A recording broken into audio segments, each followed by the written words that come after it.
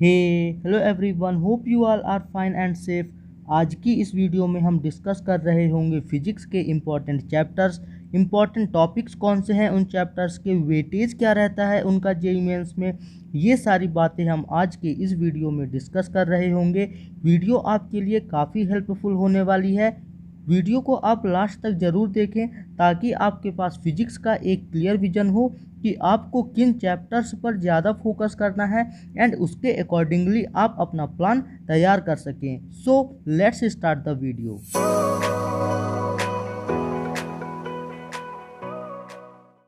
यार, जब हमारे पास किसी भी एग्जाम के लिए कम टाइम होता है, लगभग 1.5 से 2 महीने ही होते हैं, तो हमें उन चैप्टर्स पर ज़्यादा फोकस करना चाहिए जो हमारे स्ट्रॉन्ग हों। आपको किसी दूसरे के कहने पर अपने स्ट्रॉन्ग चैप्टर्स को नहीं छोड़ना चाहिए।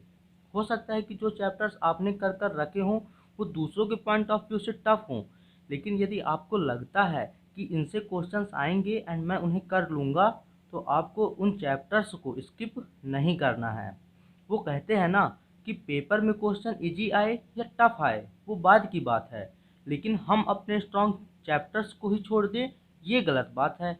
तो हमें अपने स्ट्रॉन्ग चैप्टर्स को स्किप नहीं करना है।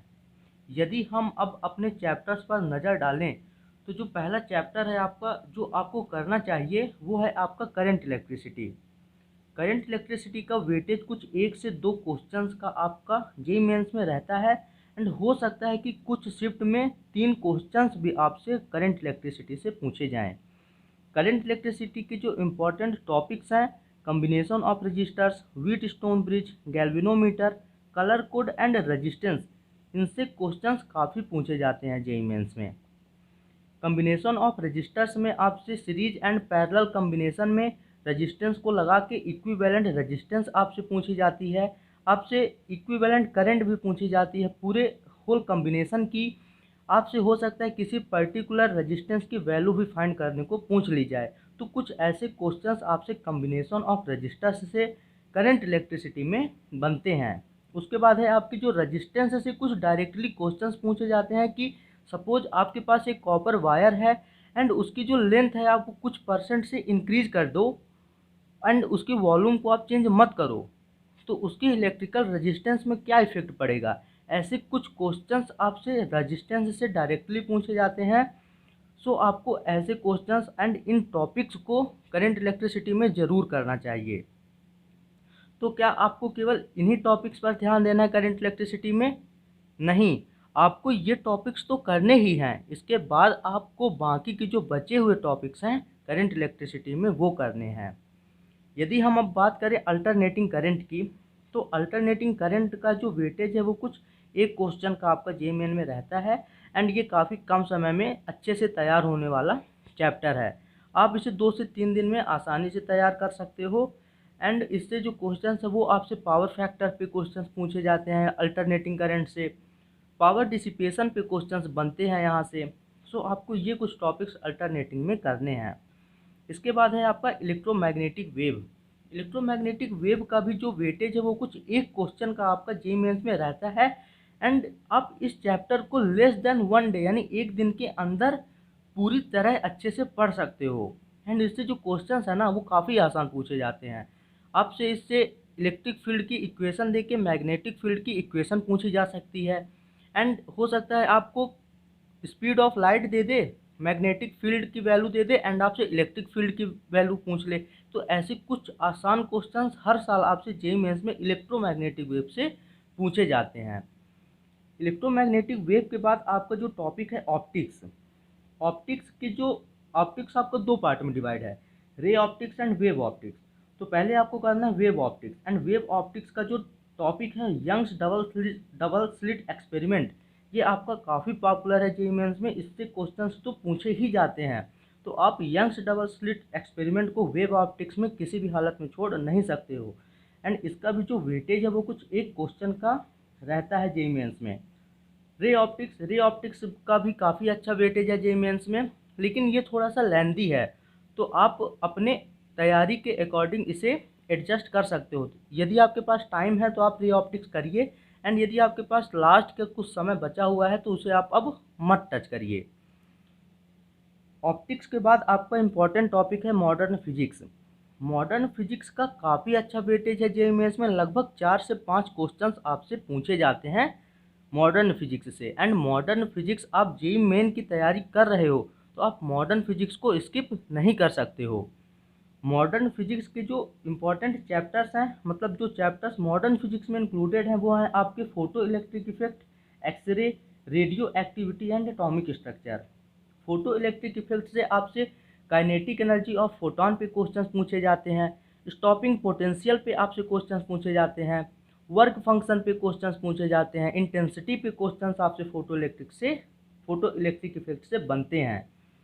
रेडियो एक्टिविटी से आपसे हाफ लाइफ पीरियड पे क्वेश्चंस पूछे जाते हैं। तो कुछ ऐसे क्वेश्चंस आपसे जेईई मेंस में फ्रीक्वेंटली लगभग हर साल आपसे पूछे जाते हैं मॉडर्न फिजिक्स में, तो आपको ऐसे टॉपिक्स को स्ट्रॉन्ग करके रखना है।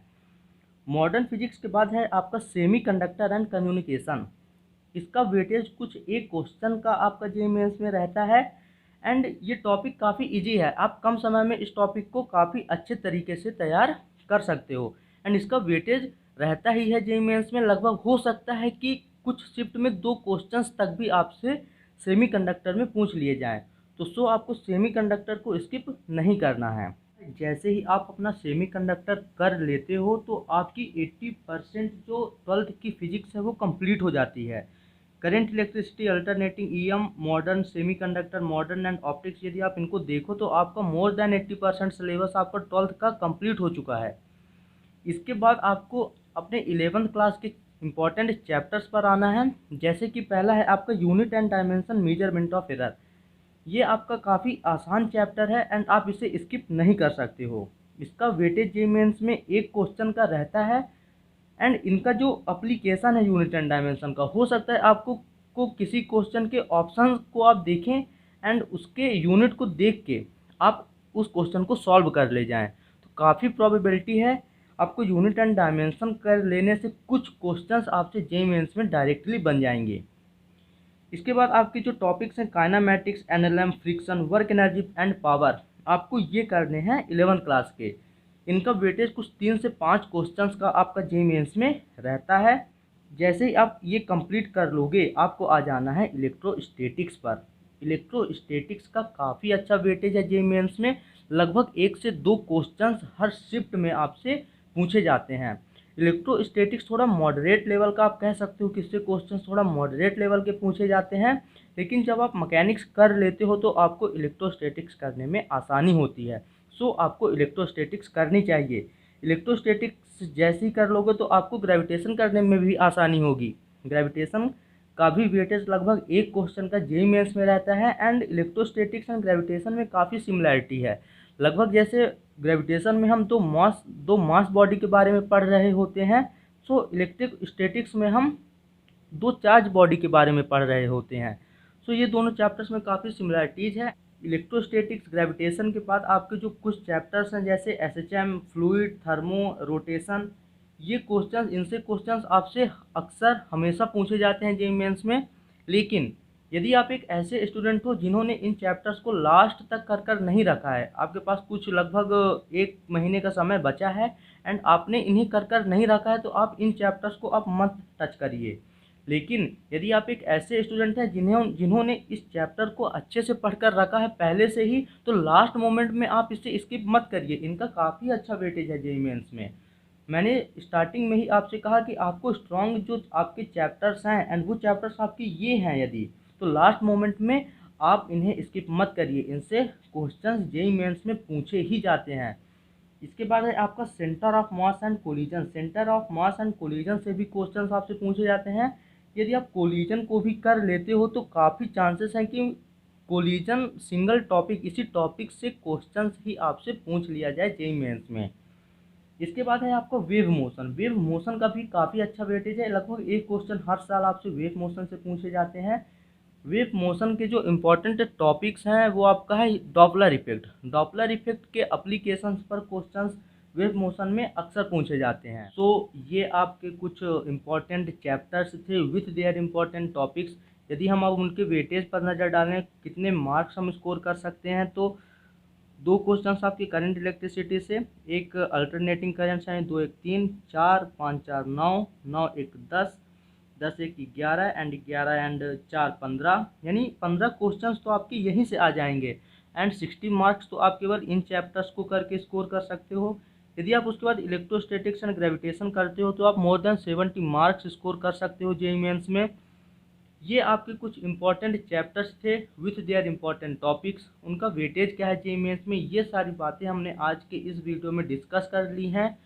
जब आपके पास अब फिजिक्स का कंप्लीट विजन है, आपके पास एक कंप्लीट रोड मैप है, तो अब आप अपने चैप्टर्स को वाइजली चूज करिए एंड उनके इम्पॉर्टेंट टॉपिक्स को समझिए, अपने स्ट्रॉन्ग पॉइंट को समझिए एंड उसके अकॉर्डिंगली प्लान तैयार करिए एंड आज से ही उसे एग्जीक्यूट करने में लग जाइए। आप बाकी के बचे हुए टाइम में किसी भी प्रकार के डिस्ट्रैक्शन को अफोर्ड नहीं कर सकते हो, ये आपको समझना होगा। Everything is temporary right now other than JEE mains. So this is all from my side guys. Thank you so much for watching the video. यदि आपने अभी तक मेरे मैथ्स स्ट्रेटजी का वीडियो एंड केमिस्ट्री के इम्पोर्टेंट चैप्टर्स का video नहीं देखा है तो उसे ज़रूर देखिए। Again thank you so much for watching the video.